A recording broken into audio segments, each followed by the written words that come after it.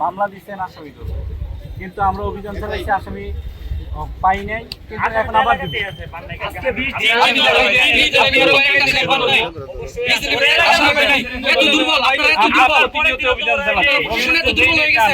প্রকাশ্য হুমকি দিতেছে। কি জন্য দিতেছে?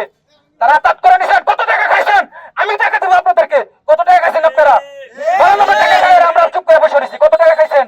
আমি আপনাদেরকে টাকা দেবো। টাকা দিয়ে যদি প্রশাসন কিনতে হয় তা টাকা দিয়ে প্রশাসন কিনে কাজ করব।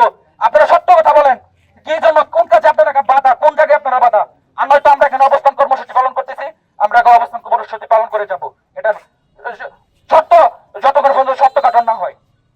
যা হতে পারে হবে, যা হয় হবে, আমি এখানে অবস্থান করব। আমি ভয় পাই না, আমি কাউকে ভয় পাই না। আমার উপর ঘটে যাওয়া অন্যায়, আমি 10 জনের বিষয়ে আমি কথা বলে থাকি। আজকে আমার উপর ঘটে যাওয়া অন্যায়ের বিষয় যদি প্রতিবাদ যদি না করে থাকি, মানুষজন আমার উপর থুতু দিবে যে আমার উপর ঘটে যাওয়া অন্যায়ের বিচার যদি না পাই, তা আমি কার বিষয়ে কথা বলবো? এখানে 20-25 মিনিট হয়ে গেছে আমরা অবস্থান করতেছি, একটা প্রশাসনের লোক এখনো আসে নাই। প্রায় 15-20 মিনিট হবে। আপনারা সাংবাদিক ভাইরা যারা আছেন, আপনারা একটা জিনিস খেয়াল করবেন, এখন পর্যন্ত থানার একটা প্রশাসনের লোক এখন পর্যন্ত এখানে উপস্থিত হয় নাই। কি জন্য হয় নাই?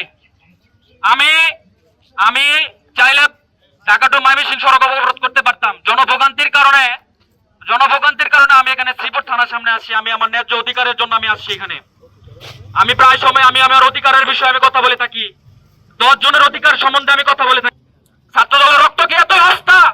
মারবেন আর পড়বেন, ছাত্র দলের রক্ত খালি যাবে, কেউ কোনো জব দিবে না। ছাত্র দলের রক্ত এত সস্তা।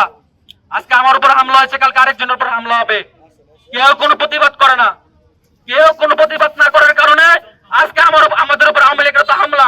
আওয়ামী লীগের এজাহারভুক্ত নাম আসামি থাকা সত্ত্বেও প্রশাসন কি জন্য আসামি ধরতেছে না?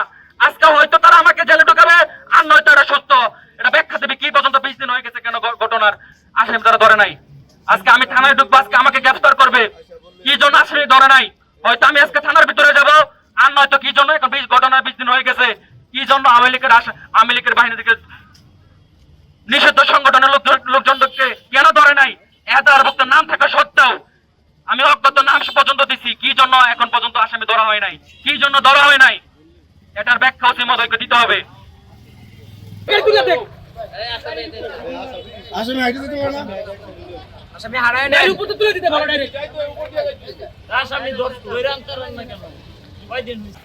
মামলা দিচ্ছেন আসামি তো, কিন্তু আমরা অভিযান চালাইছি, আসামি পাই নাই, কিন্তু এখন আবার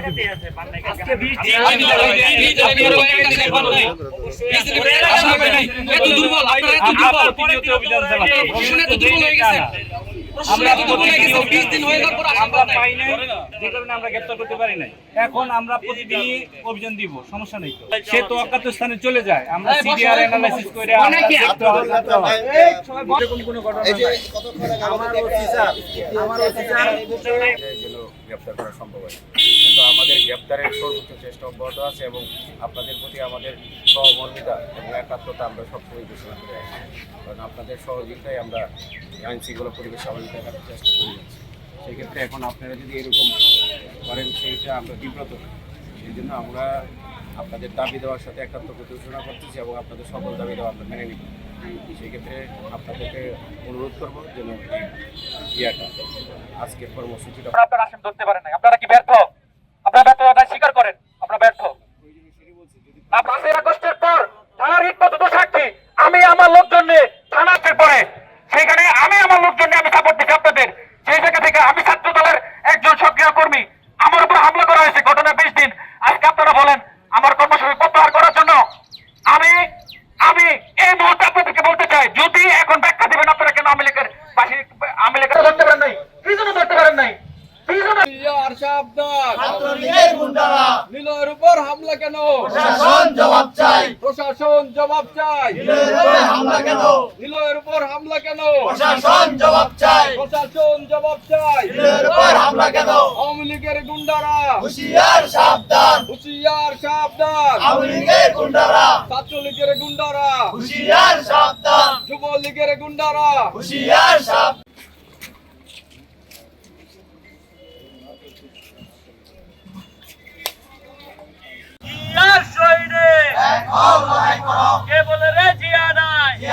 বাংলায় এক জিয়া লুকান্তরে লক্ষ জিয়া ঘরে ঘরে জিয়া তুমি আলো ঘরে ঘরে আলো দিলের উপরে হামলা কেন প্রশাসন জবাব চাই দিলের উপরে হামলা কেন প্রশাসন জবাব